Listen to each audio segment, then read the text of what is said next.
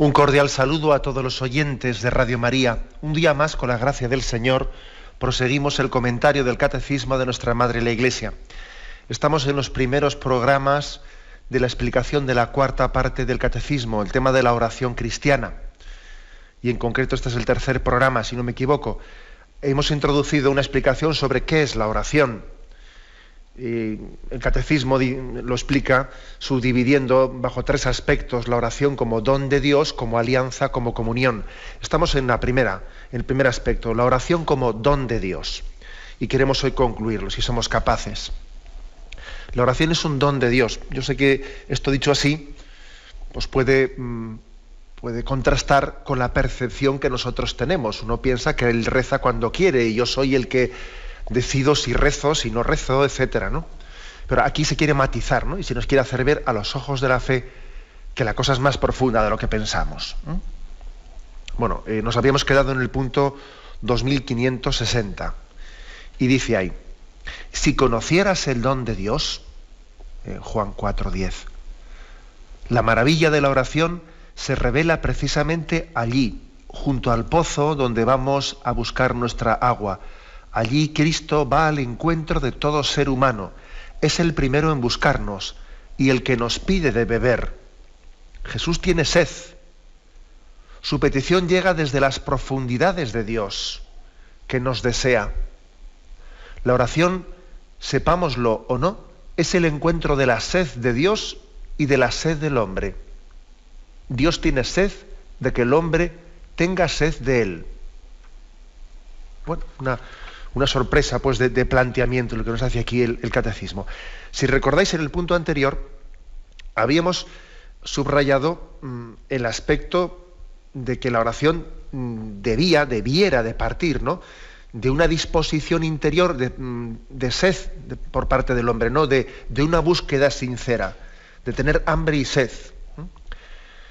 El punto anterior del Catecismo había preguntado: ¿yo desde dónde hago oración? O sea, ¿desde dónde me sale, ¿no? ¿Desde dónde hablamos cuando oramos?, preguntaba el Catecismo. ¿Lo haces como aquel fariseo que hablaba en Lucas 18, pues desde tu orgullo, desde tu vanidad, desde tu soberbia? ¿O lo haces desde una profunda humildad, desde un corazón quebrantado y humillado, que, como aquel publicano en el templo, habla poniendo el corazón, desnudándose en el momento de dirigirse a Dios? O sea, te has quitado la careta, te has quitado la careta para orar. O sea, el punto anterior, el que comentábamos ayer, estaba subrayando sobre todo que nuestra oración partiese, o sea, que fuese expresión sincera del estado del alma, ¿no?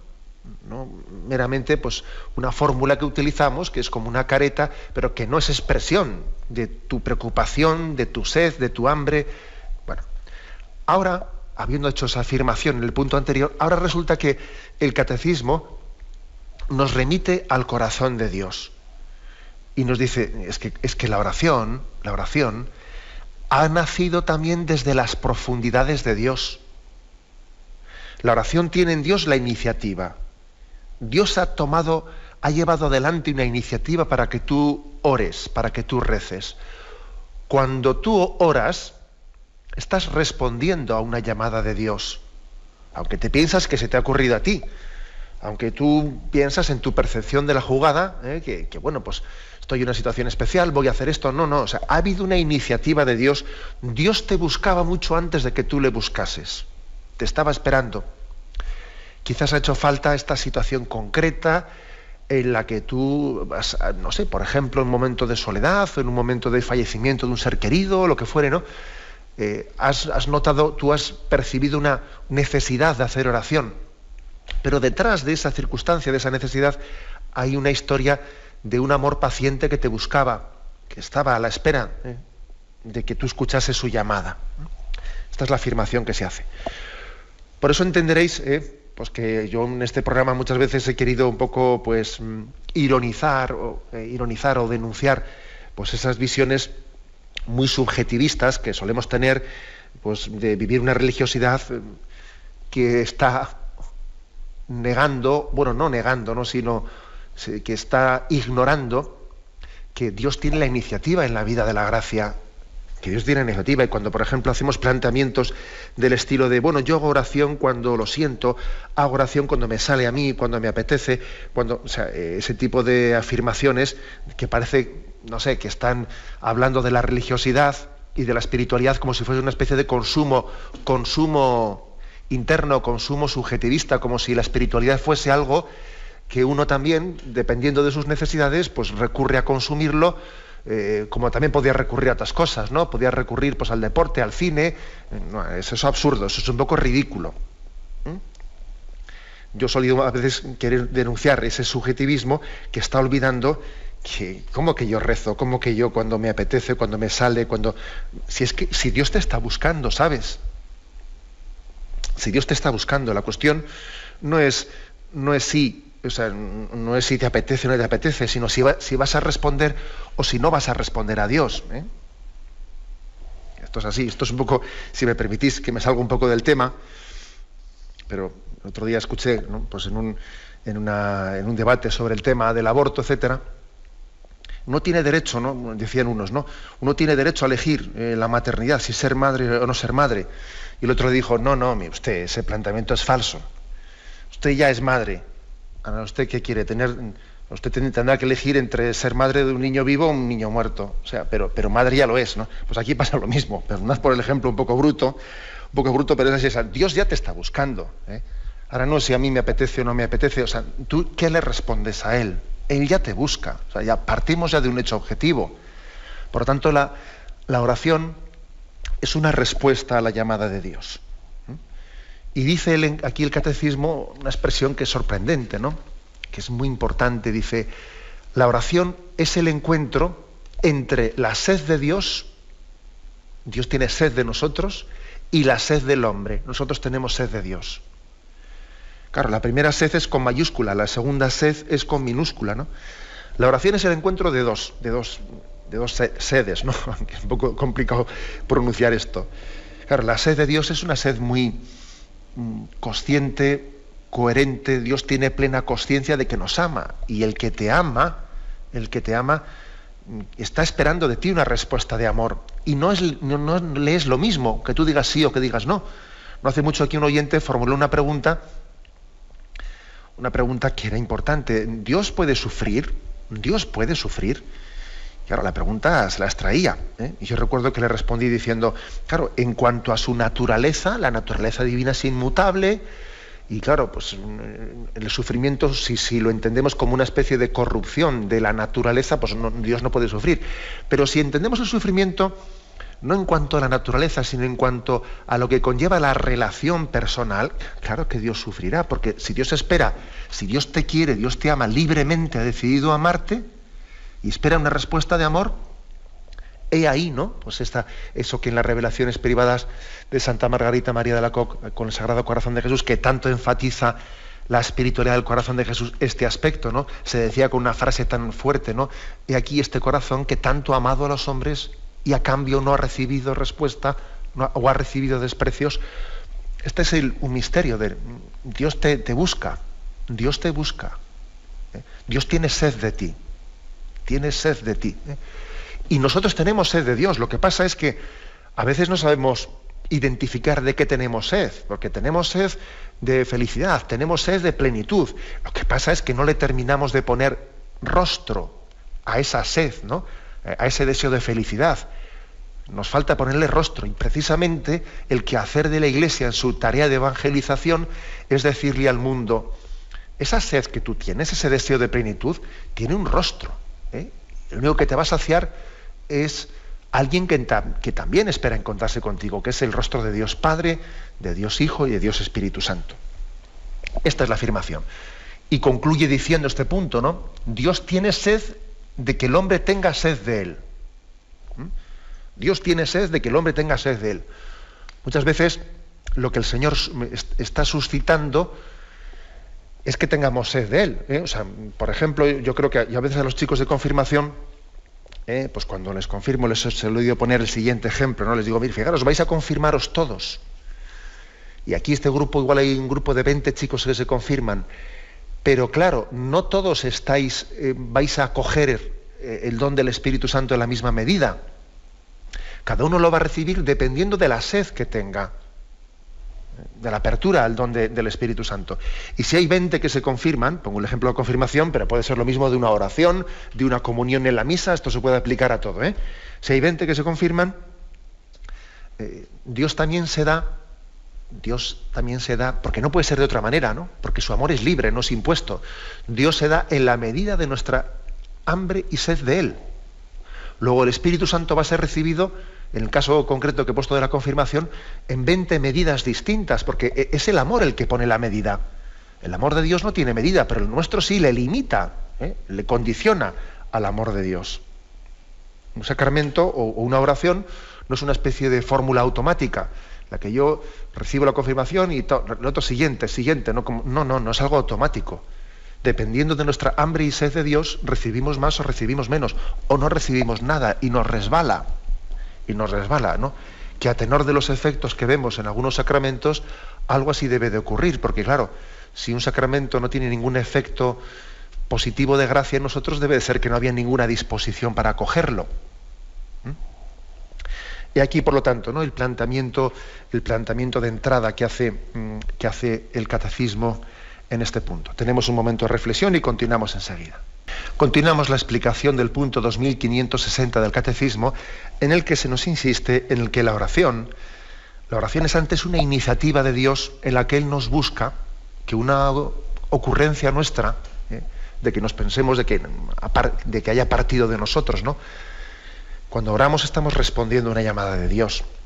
Y para iluminar esto, se nos sugiere el texto del Evangelio de San Juan, de Jesús y la Samaritana, que da mucho para que lo meditemos y lo reflexionemos, ¿no? Lo voy a leer, aunque sea así, eligiendo los versículos más determinantes y luego lo comentamos. Y como tenía que atravesar Samaria, llegó a un pueblo llamado Sicar, cerca del terreno que Jacob dio a su hijo José. Allí se encontraba el pozo de Jacob. Jesús, fatigado del camino, se sentó junto al pozo. Era cerca de mediodía, y en esto que llega una mujer samaritana a sacar agua. Jesús le dice: dame de beber. Los discípulos habían ido al pueblo a comprar comida. La mujer samaritana le contesta: ¿Cómo tú, siendo judío, me pides de beber a mí, que soy samaritana? Es que los judíos y los samaritanos no se trataban. Jesús le responde: si conocieras el don de Dios, ¿y quién es el que te dice dame de beber? Serías tú la que me pedirías de beber y yo te daría agua viva. Pero Señor, replica la mujer, no tienes con qué sacar el agua y el pozo es hondo. ¿Dónde tienes ese agua viva? Jacob, nuestro antepasado, nos dejó este pozo del que bebió él mismo, sus hijos y sus ganados. ¿Acaso te consideras de mayor categoría que él? Jesús le contesta: todo el que bebe de este agua volverá a tener sed. En cambio, el que beba del agua que yo quiero darle, nunca más volverá a tener sed, sino que ese agua se convertirá en su interior en un manantial capaz de dar vida eterna. Exclama entonces la mujer: Señor, dame de ese agua, así ya no volveré a tener sed, ni tendré que venir aquí a sacar agua. Entonces, en el momento en el que Jesús habla con ella y le hace entender que él era perfectamente consciente de que había tenido 5 maridos, que el hombre con el que vivía ahora no era su marido, o sea, le conocía interiormente. Jesús conocía a esta mujer, dice: veo que eres un profeta, que conoces mi vida, sabes la historia de todos mis fracasos matrimoniales, etcétera, etcétera, ¿no? Y le recuerda, en este momento le recuerda que de Jerusalén, que había una especie ahí de disputa, ¿no?, entre samaritanos y judíos, de cuál era el monte en el que, si en Garizín o en Jerusalén, debieran de dar culto al Dios verdadero. Y entonces Jesús dice: llegará un día en que los verdaderos adoradores adorarán a Dios no en este monte o en el otro monte, sino adorarán a Dios en espíritu y en verdad. Bueno, este es el texto maravilloso del encuentro de Jesús y la samaritana, auténtica lección de lo que es la oración. Es un texto en el que por una parte hay un encuentro personal, ¿no?, que es muy, muy claro. Es un encuentro personal que además parece como que se ha enfatizado. Ha habido unas circunstancias. Los apóstoles habían marchado al pueblo a comprar comida, y se había quedado Jesús solo. También esa mujer se había quedado sola allí en el pozo.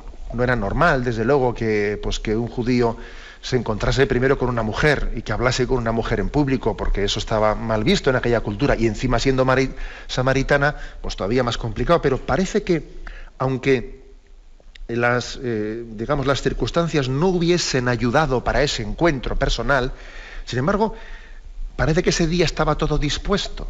Jesús pasaba por allí, tenía sed, los apóstoles les mandó a un sitio, se quedaron solo los dos, y entonces es como si Dios hubiese buscado ese encuentro desde hace mucho tiempo, y finalmente se habían dado las circunstancias para que pudiera producirse. Por lo tanto, yo quisiera también insistir en esto, que en la oración Dios nos ha buscado y ha propiciado las circunstancias, ¿no? Las circunstancias, por ejemplo, de que alguien en la parroquia le hayan invitado a orar, le hayan invitado a participar de una adoración perpetua, le hayan invitado a un cursillo de oración, le hayan invitado a esto, al otro. Es decir, o sea, Dios busca las circunstancias, o sencillamente que te has descubierto que hay una capilla abierta en este lugar por el que puedes pasar, ¿no? Esas circunstancias que han hecho que Jesús se quede a solas con esa mujer, pues allí, en Sicar, junto al pozo de Jacob. Jesús le esperaba a aquella mujer. Nos espera a nosotros desde siempre.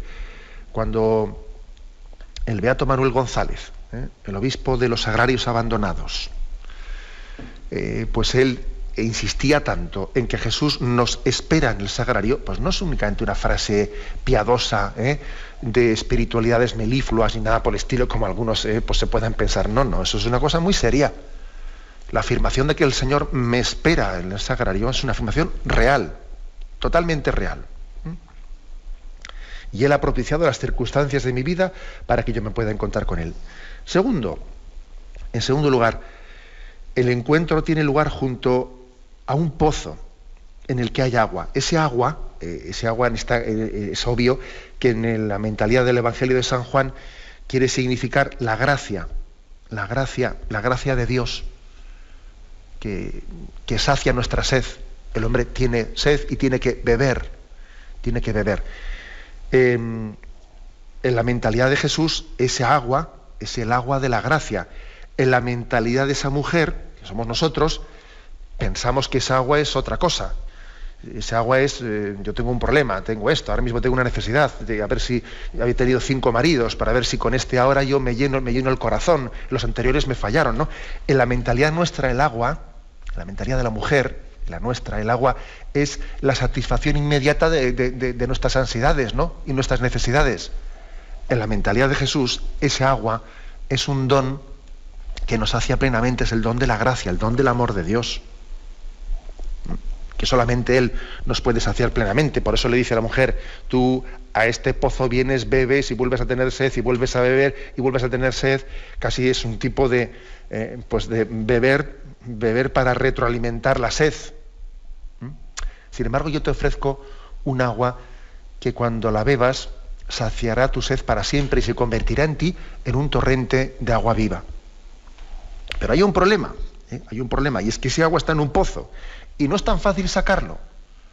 Entonces, ¿cómo sacamos agua de ese pozo? O sea, ¿cómo obtenemos, ¿no?, esa felicidad, ese agua que buscamos? Y curiosamente aquí tiene lugar una especie de un acercarse de Jesús como mendigo para darnos sus dones después como un rey. Jesús se hace el mendigo para después saciarnos plenamente, ¿no? Esto es curioso. Yo suelo decir que algunos parece que piden, pero en realidad están dando. Otros parece que dan, pero en realidad están pidiendo en esta vida. Esto ocurre mucho, ¿no? Vamos, ejemplos 1000. Los curas no hacen más que pedir, la Iglesia no hace más que pedir. Oiga, mire usted, yo creo que la Iglesia está dando. Parece que pide, pero da. Otros parece que dan, pero piden. pues yo qué sé, pues no quiero meterme yo con los políticos o lo que sea, o por ejemplo, la manipulación que existe desde muchas instancias políticas hacia los jóvenes, que parece que les están dando todo lo que piden, ¿no? Nada, ¿queréis conciertos por la noche en las fiestas del pueblo? Toma concierto, toma lo otro, presupuesto municipal para esto, para lo otro, ¿no? Parece que dan, pero les están pidiendo su voto, les están pidiendo el apoyo a su política, etcétera, etcétera. O sea, algunos parece que piden, pero están dando. Otros parece que dan, pero están pidiendo. Bueno, algo así pasa con este encuentro de Jesús y la samaritana. Jesús parece que pide, pero está dando. Y la mujer parece que da, pero está pidiendo. Y esta es la forma tan delicada que tiene el Señor de acercarse a nosotros. A mí también me recuerda esto mucho el episodio del Evangelio de Maús, cuando el Señor se encuentra con aquellos dos discípulos, va caminando con ellos, les va explicando las Escrituras, su corazón se va calentando, pero claro, llegan a la aldea de Maús, ¿no? Y entonces Jesús hace ademán de seguir adelante. Él hace ademán, ¿no? Pero los otros le dicen, quédate con nosotros porque atardece y el día va de caída, ¿no? Me hace gracia porque Jesús, en el fondo, quiere que le pidan que se quede con ellos, pero bueno, no quiere autoinvitarse, sino quiere que salga de ellos esa petición, ¿no? Es la delicadeza del Señor en cómo hacerse presente en nuestra vida, ¿eh? En este caso concreto, Jesús se hace el mendigo para poderle dar a esta mujer. Es toda una catequesis, de lo que es la oración. Y además con un matiz más, porque claro, ese pozo era un pozo emblemático. Era un pozo emblemático en el que pues los padres, los patriarcas, habían bebido de él.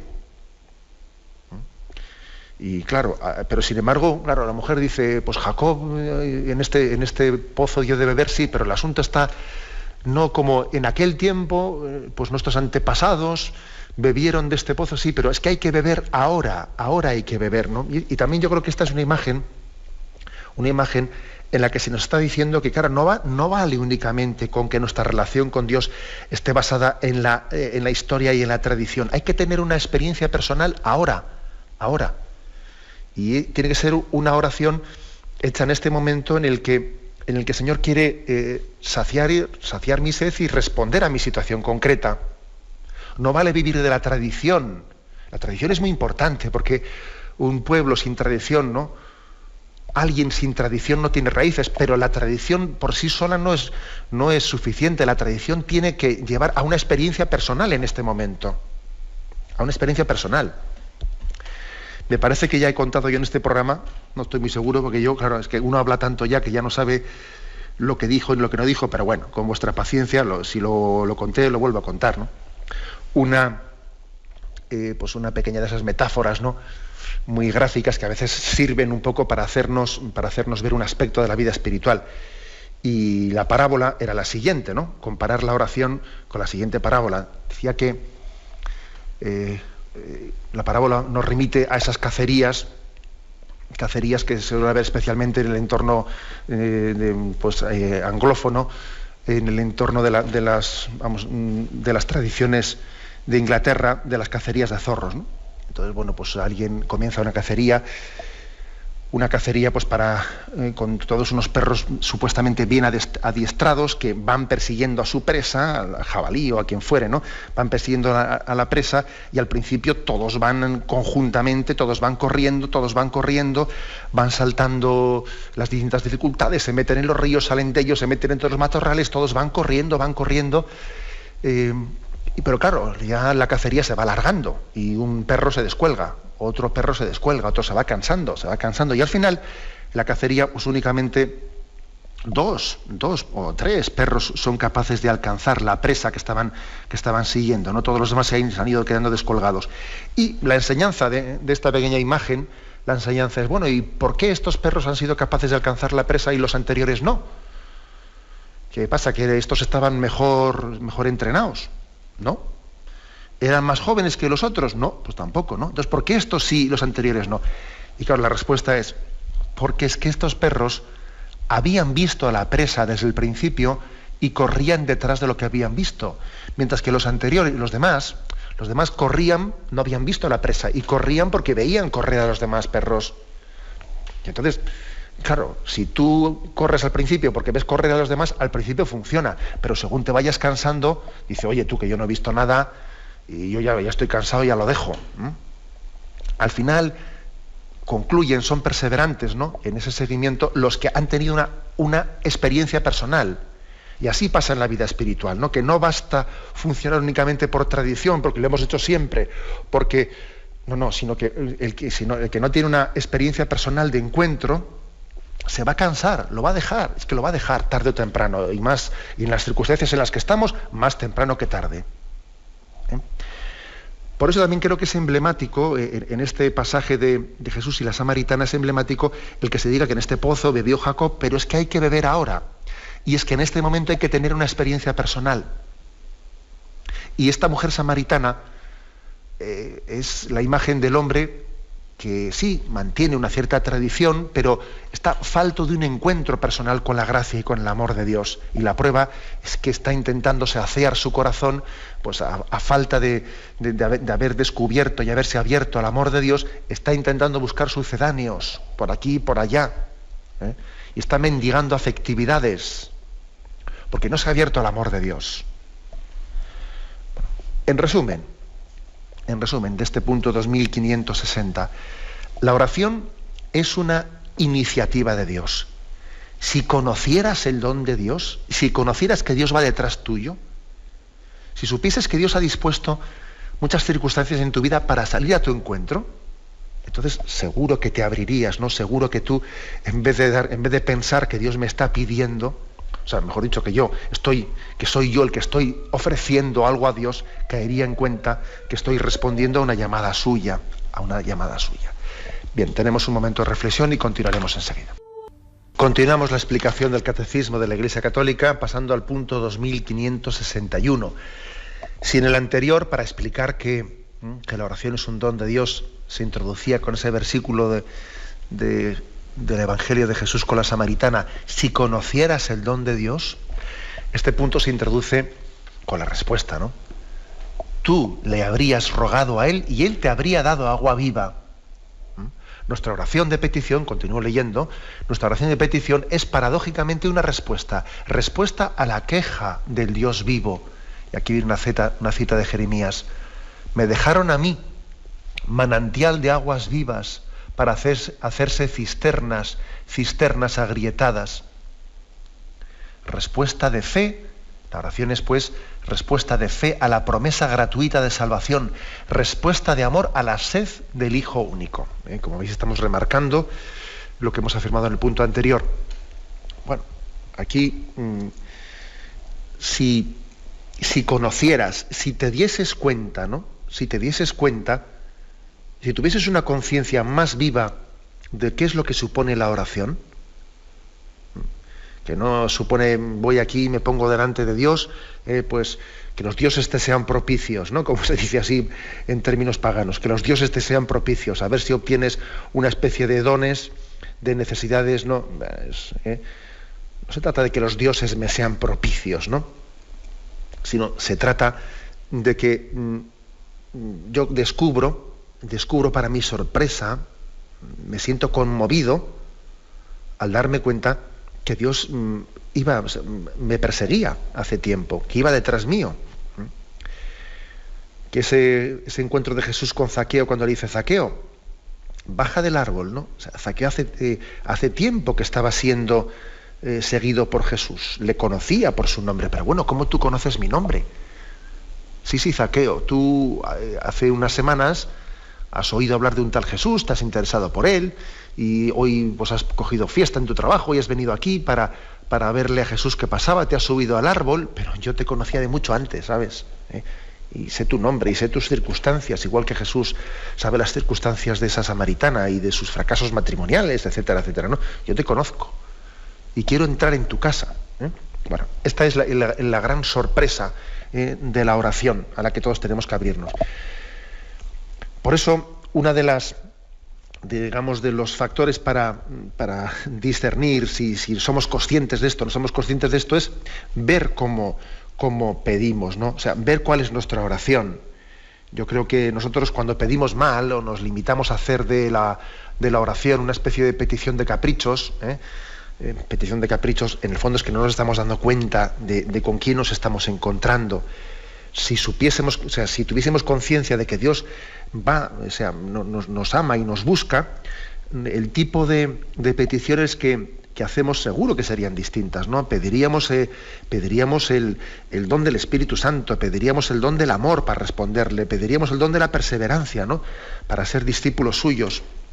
Y a veces, claro, cuando, por ejemplo, no se nos ocurre pedir nunca el don del Espíritu Santo para responderle al amor de Dios y nos limitamos únicamente a ciertas peticiones de estilo materialista, que no está mal que las hagamos, porque es el hombre real, desde la situación existencial en la que está, el que tiene que pedir a Dios, pero cuando no trascendemos, ¿no?, esas necesidades más perentorias, es que no nos hemos dado cuenta de qué es la oración. Nos hemos quedado todavía en la epidermis. En la epidermis. Aquí se nos ofrecen algunos textos bíblicos para caer en cuenta de esto, ¿no? El de Jeremías 2:13 dice: a mí me dejaron, a mí me abandonaron, manantial de aguas vivas para hacerse cisternas agrietadas.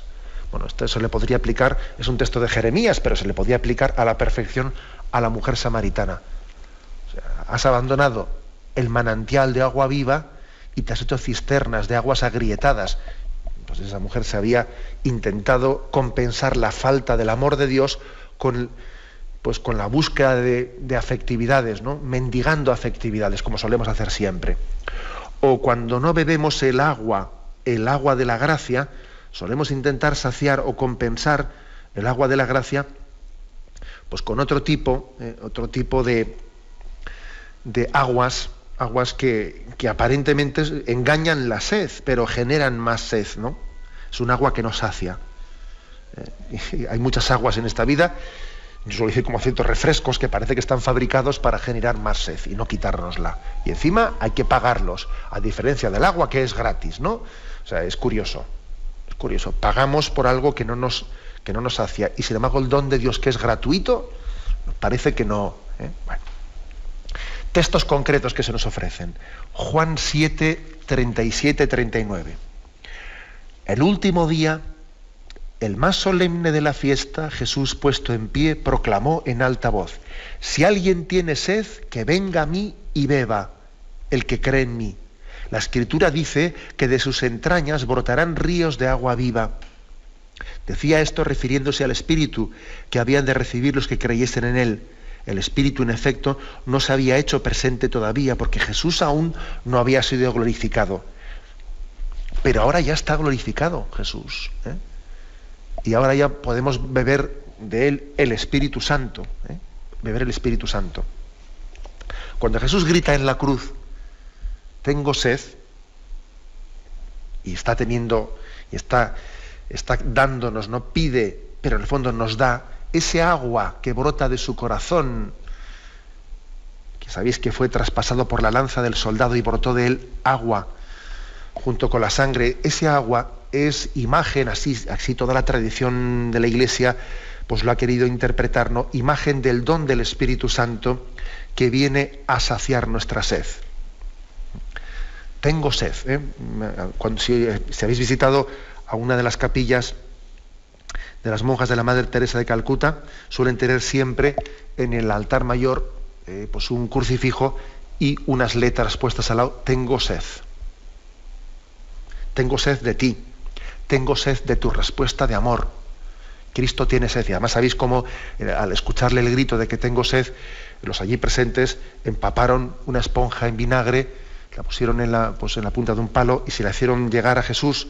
Era costumbre que a los condenados a muerte se les intentase aliviar un tanto su dolor, dándoles vinagre con algún tipo de mezcla para aliviar, ¿no?, o para aliviar su dolor, o un poco para nubilarles, ¿no? Y Jesús rechazó esa esponja empapada en vinagre, queriendo con ello todavía enfatizar más que no es esto de lo que tengo sed.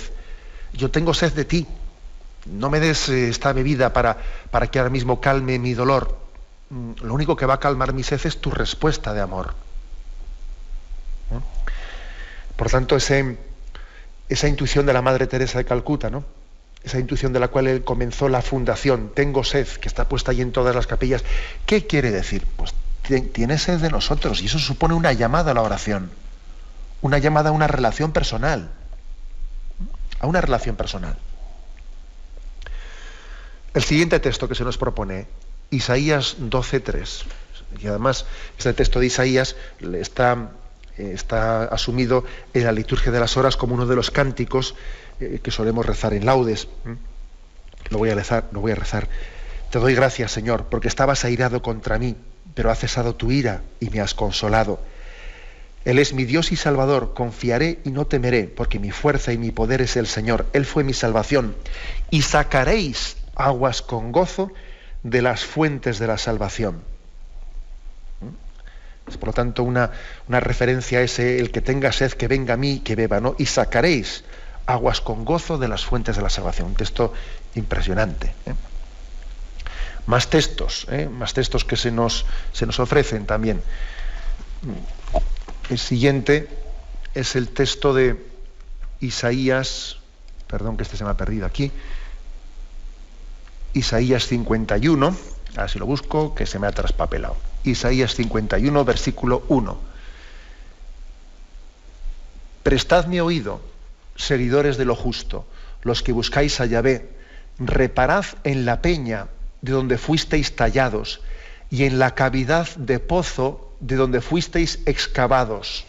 Este texto hace referencia a cómo Israel en el desierto, en ese momento de sed en el que estaban, pues Moisés recibió ese don de Dios, de esa inspiración de Dios de con la vara golpear la roca para que de la roca brotase la fuente de agua.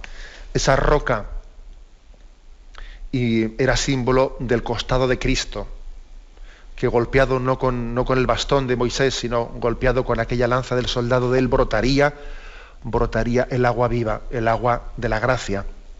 Esta es la imagen, ¿no? Dice, habéis sido tallados en la cavidad de un pozo, reparad en la peña de donde fuisteis tallados, ¿no? Esta imagen de Isaías está haciendo referencia a ese aspecto, ¿no? La roca es Dios, la roca es Cristo, y de ella hemos bebido. El Espíritu Santo ha nacido, se ha convertido en una fuente desde la humanidad de Jesucristo. La humanidad de Jesucristo es fuente para nosotros, ¿no? Y en la oración bebemos el Espíritu Santo. Se nos da a beber. Por eso es tan importante la oración y la liturgia, para recibir el don de Cristo. Y vamos a concluir con los últimos textos que se nos ofrecen, que es Zacarías 12:10. Dice, no, aquel día me dispondré a destruir a todas las naciones que vengan contra Jerusalén. Derramaré sobre la casa de David y sobre los habitantes de Jerusalén un espíritu de gracia y de oración. Fijaros que dice, un espíritu de gracia y de oración. Y mirarán hacia mí, como aquel al que traspasaron. Harán lamentación por él, como lamentación por el Hijo único. Y llorarán amargamente, como se llora amargamente a un primogénito. Sí, Señor, yo creo que este día es el día en que caemos en cuenta de, Señor, ¿cuántas veces me has estado buscando y yo he pasado de ti? ¿Cuántas veces he rechazado el don de la oración, el don de la intimidad contigo, ¿no? Aquel día haremos lamentación. Y dice también que derramará sobre la casa de David un espíritu de gracia y de oración. Tárdete a mí, hermosura soberana, no tárdete a mí, pero ahora no me voy a lamentar por el tiempo que he perdido. Ahora lo que voy a hacer es vivir el momento presente con intensidad de amor, respondiendo a esa llamada de Dios a la oración, a la intimidad. Bien, lo dejamos aquí. Hemos concluido el apartado de la oración como un don de Dios, como una respuesta a un Dios que nos busca, que quiere salir a nuestro encuentro. Damos paso ahora a las llamadas de los oyentes para formular vuestras preguntas, como acostumbramos a hacer. Podéis llamar al teléfono 917-107-700. 917-107-700. Vamos a dar paso a las llamadas, pero antes de dar paso a la primera, Dejé sin responder una llamada que me hizo un oyente en la que preguntaba sobre cuáles eran las indulgencias que ofrecía la Iglesia en estos días de sufragios por los difuntos, ¿no? Y ya le dije que no tenía yo ahora mismo fresco ese tema, aunque sabía que sí que la Iglesia ofrece incluso diariamente una indulgencia plenaria por el rezo del Santo Rosario, pero respondo específicamente a lo que ella preguntaba. A los fieles que en el día de todos los difuntos, que ya ha pasado, ¿no?, visiten una iglesia, un oratorio y que recen un Padre Nuestro y un Credo, la Iglesia les concede la indulgencia plenaria, aplicable solo a las almas de purgatorio. Y a los que visiten un cementerio y recen por los difuntos desde el día 1 al 8 de noviembre, se les concede indulgencia plenaria, aplicable a los difuntos. Y los demás días del año, cuando visitamos un cementerio y rezamos por los difuntos, se nos concede indulgencia parcial.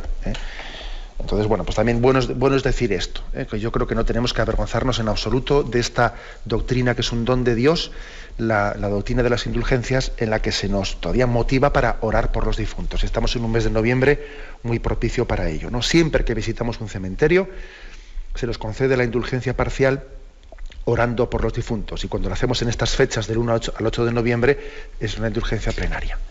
Damos paso a los oyentes. Buenos días, ¿con quién hablamos? Buenos días, ¿soy yo? Adelante, sí, le escuchamos. Mire, muchas gracias, monseñor, por su ayuda. Mire, son dos preguntas. A mí, yo tengo 59 años y hace solamente como 5 o 6 años que creo que Dios existe y que me quiere más que nadie en el mundo. Pero me cuesta muchísimo orar. Orar es que no voy posponiéndolo y entonces pues que no veo el momento y me cuesta muchísimo. Lo mismo que me gustaría que saliese en palabras de mi corazón, no sé, pues no soy capaz. Y antes de ser creyente me gustaba de vez en cuando coger la Biblia, y ahora es que cada día me cuesta más. Esa es una pregunta, ¿qué tengo que hacer para que no me pase eso? Y luego, una persona para convertirse necesariamente tiene que tener una experiencia con Dios, o como hacía la madre de San Agustín, que oraba por él y él se convirtió. Porque mi marido no cree, me acompaña a misa los domingos, algún domingo, pero no cree en Dios. Entonces yo lo pido y lo pido, ¿llegará el día que él crea? Bueno, vamos a ver. Mire, por partes, ¿no? Yo creo que usted dice, yo hace unos 5 o 6 años que soy creyente y que desde entonces soy consciente de que Dios me quiere como nada en el mundo, ¿no? Mire, ya solamente ser consciente de eso a usted le pone en disposición de hacer oración plenamente, porque si tiene una viva conciencia de ello, que Dios me quiere entrañablemente, ¿no?, pues es que en el fondo, ¿qué es hacer oración? Sino ponerse delante de Dios y dejar que Dios le diga a usted te quiero. O sea, déjele a Él decir te quiero. O sea, también hay que dejarle, ¿no?, ponerle la ocasión para que Él se lo diga a usted, que Él quiere decírselo, y usted también responderle, pues yo también te quiero a ti, Señor, y qué paciencia has tenido conmigo, tantos años sin descubrirte, y ahora, pues bueno, o sea, es decir, que en el fondo no es tan difícil hacer oración. Yo le diría a usted que reserve, por ejemplo, que reserve sus 10 minutos, un cuarto de hora diario, y que si es posible delante del Santísimo, delante del Señor, si no, pues en casa, ¿no?, buscando su pequeño lugar en el que haga su pequeño oratorio, y que comience por ahí, Otro consejo que le daría es que igual que tenga un misal, ¿no?, un misal en el que tenga usted las lecturas del día, de la Eucaristía, y las oraciones del día. Con ese misal, es fácil introducirse en la lección divina, porque luego, como el sacerdote también va a explicar alguna cosa, o en Radio María usted va a oír alguna explicación del Evangelio del día, va a tener ayudas subsidiarias para cómo entender ese Evangelio. Quizás a través del misal es una gran pedagogía para introducirse en la Sagrada Escritura. Y por último, el tema de su marido. Mire, no es incompatible, no, es más, es que se necesita complementar la experiencia de su marido con la oración de usted por él. O sea, San Agustín finalmente acabó teniendo una experiencia él, pero bebió de su madre y bebió de la perseverancia de su madre, de Santa Mónica, ¿no? Y mire, pues su marido a usted le acompaña a la Santa Misa los domingos, aunque dice que él no es creyente. Ya él está teniendo en usted, ¿no?, un voto de confianza. Le da un voto de confianza cuando le dice, yo te acompaño, aunque no crea. Confíe usted mucho en que el Señor le dará el toque de gracia cuando en su providencia lo tenga dispuesto, ¿no? Y usted, mientras tanto, ore, interceda y sea perseverante en esa maternidad espiritual hacia su marido. Adelante, hemos pasado a un siguiente oyente. Buenos días. Hola, buenos días. Buenos días, sí, le escuchamos. Padre, que me emociona porque yo, ese tipo de oración, de intimidad, de estar con Dios, pues la necesito. Me gusta mucho, me atrae mucho, entonces me gusta mucho hoy. Pero yo por las mañanas digo, bueno, voy a hacer muchas cosas, rezaré por ti, pero ahora quiero estar una hora contigo. Y no sé de cuánto me cuesta. Me pongo y le digo y espero y a veces estoy bien, pero a veces me gusta mucho. Y a los 20 minutos pues tengo que coger el rosario o leer algo. Y entonces yo no sé si es demasiado tiempo, una hora, y forzarme así, porque a veces viene y a veces no. Esa es mi pregunta. De acuerdo. Pues mire, yo creo que es bueno que tengamos un tiempo mínimo dispuesto para hacer oración diariamente y que intentemos ser muy fieles a ese tiempo mínimo de oración, ¿no? Y luego si tenemos ocasiones en las que diga, pues fíjate, hoy puedo estar yo pues un tiempo más largo porque me he apuntado a la adoración o lo que sea, o puedo dedicarme a estar una hora delante del Señor, pues estupendo, ¿no? Pero suele ser bueno tener un tiempo mínimo establecido. ¿Sabe por qué? Porque tenemos una naturaleza humana en la que, como no me exija a mí mismo un mínimo, hoy por tú, mañana por no sé qué, al final lo que creemos firmemente que es prioritario en nuestra vida no acaba teniendo momento. Es curioso esto, ¿eh? Es curioso. También yo creo que existe la tentación y el tentador nos aparta de la oración. Claro, nosotros por tentación entendemos que, no sé, pues que el demonio nos lleve a cometer actos impuros o a robar dinero. Ya, de acuerdo. Pero el tentador es muy astuto y el tentador también nos intenta apartar de la oración, ¿eh? En esto igual no hemos caído en cuenta. Claro, cuando vemos que alguien se mete en la droga o el otro enseguida pensamos, hay que ver el demonio como arrastra a la gente, ¿eh? Ah, ya, y para alejarnos de la oración el demonio no actúa, ¿o qué? O sea, ojo, por lo tanto hace falta una estrategia en la que yo diría que tengamos un mínimo, pues para días, digamos, complicados, ¿no? Que tengamos un mínimo de oración establecido. Yo lo digo por mí mismo, porque vamos a ver, un sacerdote y un obispo o tienen un tiempo en el que se exigen a sí mismos decir, Señor, yo contigo no voy a ceder de estar menos que este tiempo. O tienes ese tiempo establecido, o si no vas a ver tú lo que pasa. Que te conviertes en un camarero que no come. Y eso puede ocurrir en la vida espiritual. Adelante, vamos a pasar a una siguiente llamada. Buenos días. Buenos días, mire, soy María Antonia de Móstoles. Es que tengo una duda sobre las indulgencias plenarias que acaba de decir. Sí. Es que yo tenía entendido que cuando se hace una indulgencia plenaria hay que confesar y comulgar ese mismo día que haces la indulgencia, y pedir por el Papa también. Y como no dice nada de eso, confesar y comulgar, pues ya no sabía yo si yo estoy en la verdad o no. Y también le quería preguntar que cuando haces una indulgencia plenaria y está bien hecha por un alma del purgatorio, si ese alma del purgatorio sale inmediatamente que tú haces la indulgencia plenaria, o si no es así, aunque claro, es un poco difícil de contestar. Sí. Nada más, muchas gracias. Vamos a ver, sí, yo no he especificado cuáles son las condiciones para ganar una indulgencia plenaria o parcial, ¿no? Entonces, las condiciones para ganar una indulgencia plenaria son haber rezado por el Papa, haber también, lógicamente, pues cumplido ese requisito de esa, en este caso, de esa visita al cementerio, otro tipo de requisito, una peregrinación o lo que fuese, ¿no? Rezar por el Papa, eso, comulgar ese día, haberse confesado antes, no sé, ahora mismo tengo la duda de si es una semana antes o después, o 15 días antes o después. Para ser sincero, ahora mismo no soy, ya lo miraré y lo diré, ¿eh? Haberse confesado pues una semana, 2 semanas antes o después. Y lo principal, que de esto no solemos olvidar, ojo, lo principal, tener una contrición perfecta. Tener una contrición perfecta de nuestros pecados con un amor puro a Dios. Por eso puede ocurrir que muchas indulgencias plenarias en realidad no sean plenarias sino parciales, por el hecho de que no tengamos la contrición perfecta.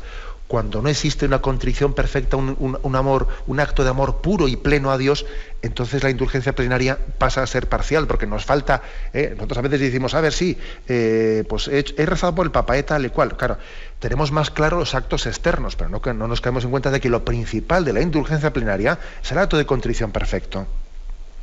Usted pregunta, ¿y si se gana una indulgencia plenaria y se ofrece un alma de purgatorio, sale inmediatamente del purgatorio? Sí, si la contrición es perfecta.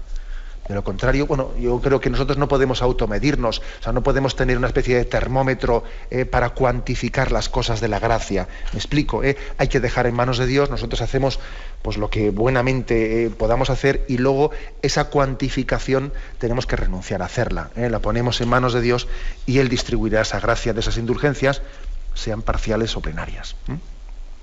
Tenemos el tiempo cumplido.